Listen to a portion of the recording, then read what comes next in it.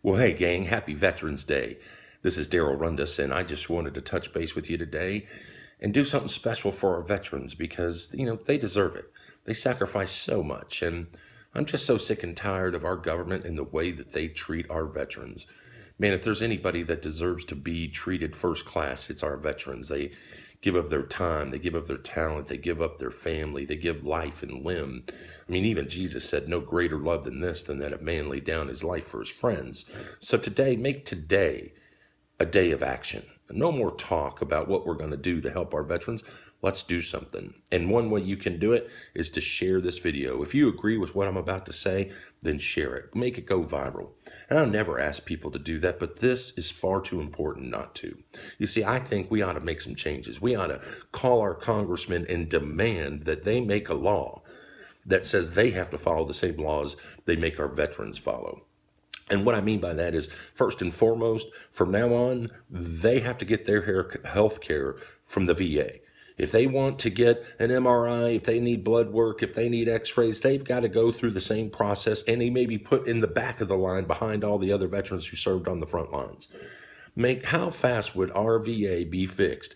How much better care would our veterans get if all congressmen, including representatives, federal judges, the president of the United States, their families, all had to go through that same process? So I say, let's do that. Let's demand there be a golden rule law, that you have to start acting and treating yourself the way you treat others.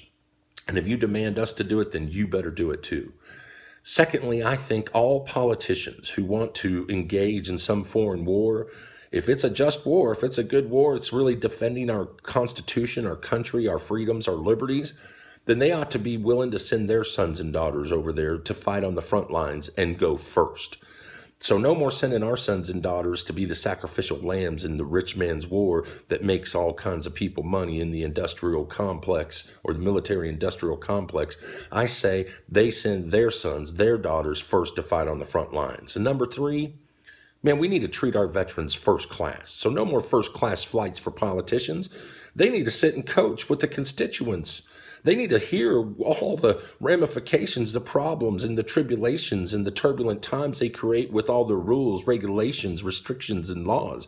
They need to sit and coach next to the constituents to hear about their struggles, their problems, their headaches, their hassles, all the things they're going through. And let's save those first-class flights for veterans returning from war. They deserve to come home first class.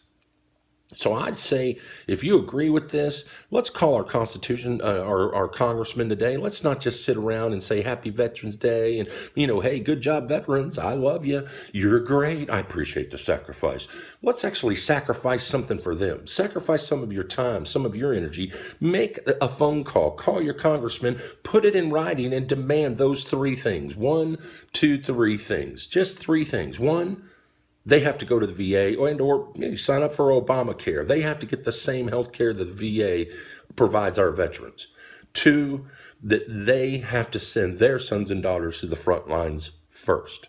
And last but certainly not least, no more first-class flights. We want to treat our veterans first class. We're going to send them home on a first-class ticket.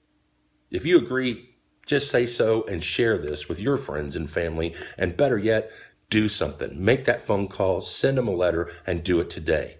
Hey, this is Daryl Rundus saying, quit sitting on the sidelines, idly by, complaining about our country.